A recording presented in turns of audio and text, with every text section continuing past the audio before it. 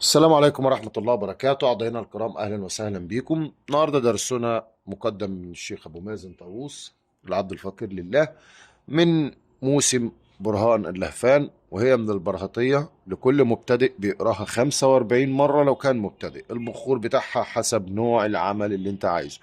عايز التحصين، عايز الصرف، هتلاقيه موجود أسفل الفيديو. الدرس ده عبارة عن إيه؟ سميته مخمس البرهطية الملعون. يعني ايه يا شيخ مخمس البراهيتية الملعون؟ هقول لك على طول، يبقى ندي المثال مباشرة بدون ما نطول على بعض الحديث والكلام. هنرسم المخمس بتاعنا. وكلمة مخمس هو 5 بيوت، 5 خانات طولا، 5 خانات عرض، اهو زي ما انتوا شايفين. دي 1 2 3 4 5. السؤال بقى اللي بيطرح نفسه، ايه هو المخمس الملعون؟ افهم قصدي. هنا احنا مش هنخش بقاعدة علمية زي ما انت ما فاكر، لا، ده احنا هنتعب تعب شديد قوي في الدرس ده. بس الدرس ده صدقوني كل اللي يرشدك اليه قليل جدا اللي يرشدك عليه، لان في ناس عارفين المخمس ده، بس مش كل الناس طبعا. كل اللي درسوا خاصة الخاصة، كل اللي درسوا المخمس من يوم ما انا نشرته من 2006 2007 في المنتديات، ووضعت لكم المخمس، لان ده بنسميه ابن المكتبي. ده مخمس ابن المكتبي. طيب، عايزين باختصار شديد نفهم انا عايز اقول ايه. والله اللي انا عايز اقوله لك في المخمس ده امر مهم قوي. ايه هو؟ ثانية واحدة، خلينا اوضح لكم بس العمدان بتاعته. اهو، نعمل العمود كده افضل. نطول نكبر يعني بمعنى اصح البيوت. ركزوا معايا. هنكتب هنا النار. تمام، ركزوا معايا. هنا نار، هنكتب هنا تراب، هنكتب هنا ماء، هنكتب هنا هواء. خلاص، دول اهم حاجه. عندنا حاجه اسمها 4 املاك. ايه هما؟ أو نكتب هنا جبريل، نكتب هنا ميكايل، نكتب هنا اسرافيل، نكتب هنا عزرائيل. خلاص، ركزوا في كل معلومه بقول لكم عليها. عندنا حاجه اسمها اوتاد. ايه هي الاوتاد؟ عندنا 4 وتد. ايه هما؟ ده وتد، وده وتد، وده وتد، وده وتد. اتفقنا؟ بعد كده عندنا حاجة اسمها الحملة الأربعة. مين هم الحملة الأربعة؟ اسمعوا الكلمتين دول. هنكتب هنا الكرسي، هنكتب هنا العرش، هنكتب هنا اللوح، هنكتب هنا القلم. افهموا المعلومة. يبقى في النص ايه؟ مثلث الغزالي. وضح لنا اكتر يا شيخ. طب وضح لنا شوية بالله عليك. عينينا حاضر اوضح لكم، بس كده يعني ده ابسط شيء اقدر اعمله معاكم. الفايدة دي ليه سمي المخمس الملعون؟ لان ده فعلا ملعون. ملعون ليه؟ لانه قوي جدا جدا جدا جدا، ومعمول بطريقه معقده. والله طريقه معقده، سرها في الطبيعي بتاعه. حد يسالني يقول لي يعني ايه يا شيخ ابو مازن طبيعي؟ هقول لك لا، يعني ايه طبيعي؟ انتوا متخيلين المخمس الشيطاني ده معمول بطريقه سهله جدا لكن معقده. معمول عن طريق 25 مثلث.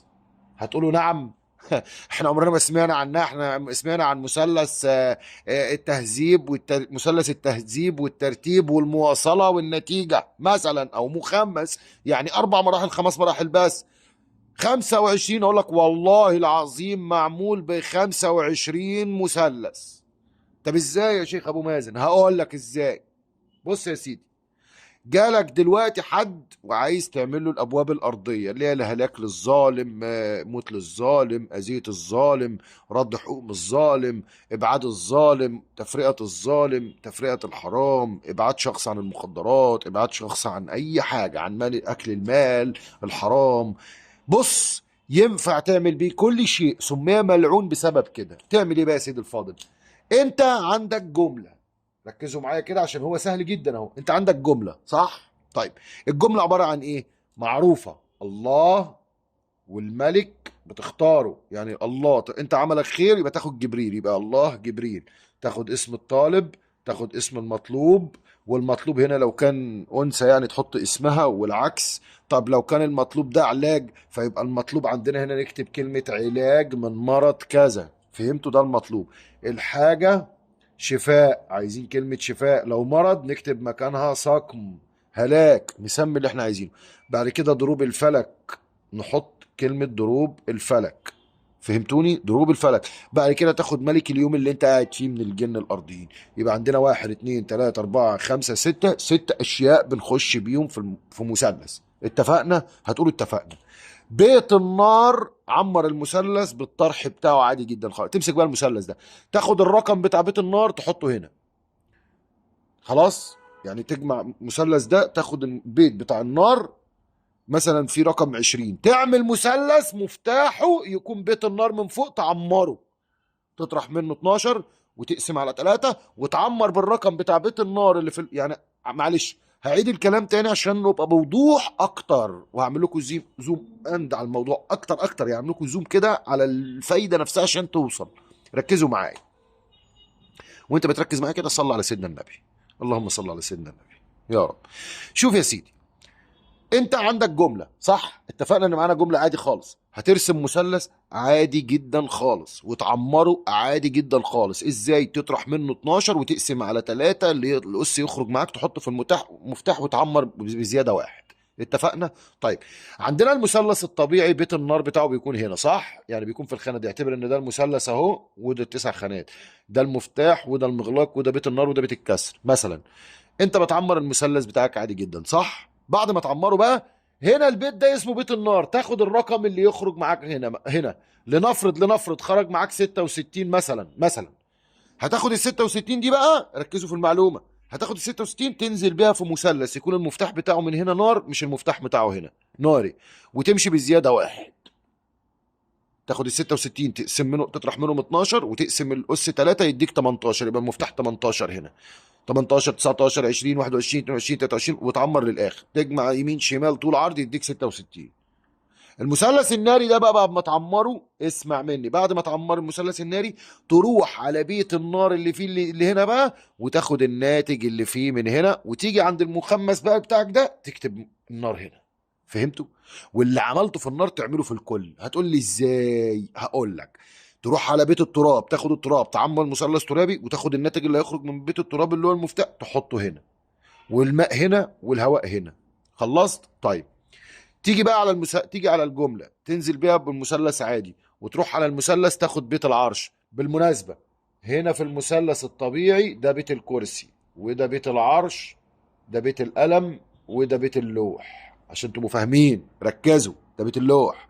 فانت تاخد المثلث بتاعك، تاخد الناتج اللي هنا تنزل بيه في مثلث، وتاخد البيت بتاع القلم تحطه في القلم، اللي هو الايه، تحطه في القلم، وبيت اللوح في اللوح، والعرش في العرش، والكرسي في الكرسي. اظن كده الصوره بقت كامله واضحه قدام منكم. هتقولي لي الاوتاد، ايوه.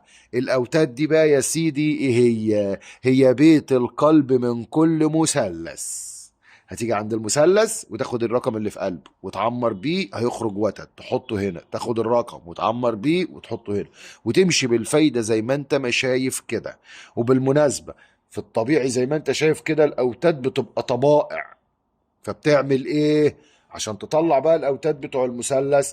بتاخد بقى من المثلث الرئيسي اللي هو اللي زي هنا كده بيت الطبع بتاعه مع رقم القلب، تجمعهم مع بعض وتنزل في وفق، تاخد بيت الوتد تحطه في مكانه، كل وتد تحطه في مكانه اهو، كل وتد تحطه في مكانه، وكل قلم وكرسي وعرش تحطه في مكانه. وبعد كده تاخد الناتج اللي في القلب تجمعه مع النار، واللي يخرج تعمر بيه الطبائع هنا. يتبقى عندك القلب هنا فاضي تكتب فيه التوكيل اللي انت عايزه. العمل ده بقى بصوا ركزوا معايا، ده بتقرا عليه البرهطيه 45 مره بينجح معاك. ده من اقوى بجد المخمسات الملعونه والطرق الملعونه الخبيثه اللي معقده وصعب ان حد يفكها. دي بالمناسبه من ضمن الابواب اللي انا بشتغل بيها، ودي احدى طرق المخمس المخفيه. وكل اللي بيخش علم الأوفاء هيفهم أنا بعمل إيه، وهيفرح إن لقى فكرة زي دي ويقول فعلا دي ملعونة وسهلة. يعني هي فعلا سهلة، صعوبيتها في ال 25 مثلث. طب ازاي؟ مين اللي جاله الفكر يجيب 25 مثلث؟ هو عايز يعمل لك 25 عقدة، فالعمل ده بمثابة 25 عقدة. يعني اي انسان هيفكر يفك العمل ده عايز اكتر من 25 يوم تعزيم عشان يعالجه. فهمتوا حاجة؟ بالتوفيق، والسلام عليكم ورحمة الله وبركاته.